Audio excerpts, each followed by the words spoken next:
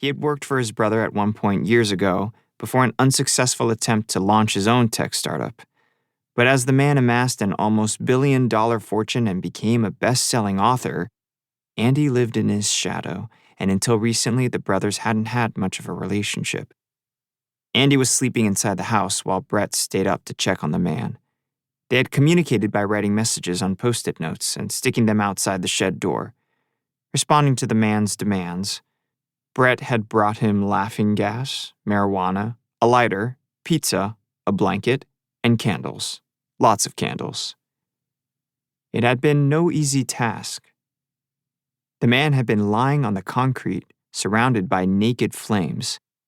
At one point, another assistant had found the blanket covering him starting to burn from contact with the candle and told the man to extinguish it. The assistant had opened the shed door a short time later to see him lighting a Ziploc bag on fire. "You're going to smoke yourself out," the assistant had said. "That's poison." The man had incoherently mumbled back. At one point, the assistant had found a propane space heater and dragged it into the shed, placing it inside the door. Now, with everyone ready to leave, a more terrifying scene had begun to unfold.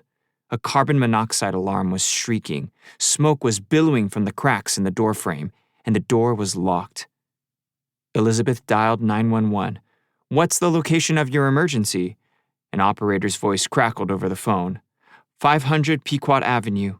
Elizabeth responded calmly. "We need help as soon as possible. Someone's locked in a room with a fire." "There's a fire?" "Yes." "Where in the room are they?" the operator said. "Where in the building are they?" It's a house. "How many people are trapped?" "Just one." In the background, muffled shouts were becoming clearer. Elizabeth turned away from the phone and called out, Rachel, they really need help. Is there a code to the storage room?" referring to the lock on the door. A moment later, Elizabeth yelled to someone else in the house, 1014! "Elizabeth, has the person barricaded themselves?" the operator said. Yes, she replied. The cloud of smoke was inundating the shed, growing in size with every second that passed. Elizabeth could hear repeated thudding in the distance. Someone was trying to break open the door. "Why did they barricade themselves? Are they trying to harm themselves?" the operator said. Elizabeth was losing her composure. I don't know. "How old is the person?" "About 45 years old," she said, and added, "Please hurry up. This is urgent. This is really urgent. This is so bad." Fire sirens were already wailing through the streets of New London, piercing the silence over the hamlet, when another call came into the dispatch office. It was from another woman at the house. "There's a person barricaded," the woman said into the phone. "We can't get in." She told the operator she was a nurse who had been traveling with the trapped man, and she'd been responsible for administering an IV drip to him. She said they were supposed to leave for a flight in a few minutes. "We are not getting a response from him," she told the operator, her words rushing out. "Who is he?" the operator said. The woman paused. His name is Tony." More than a week would pass before the townspeople of New London, and then the world, would learn the identity of the man trapped within the shed outside a nondescript home in a Connecticut town.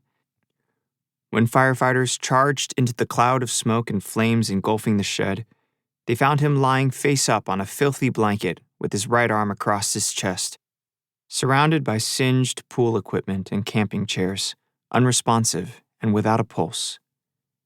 The sight was an unrecognizable departure from the public image of Tony Hsieh. For years, Tony had been the face of Zappos, America's most popular online shoe seller, and had become the shining example of an unconventional business leader who cared more about helping others find happiness, especially his own employees, than profit margins or meeting quarterly earnings forecasts. He wasn't a household name like Elon Musk or Jeff Bezos, arguably his equals in intellect, business acumen, and willingness to take risks. But he was one of the most consequential tech leaders of our time. The son of Taiwanese immigrants, he had graduated from Harvard in the 1990s before selling his first company to Microsoft for $265 million at the age of 24.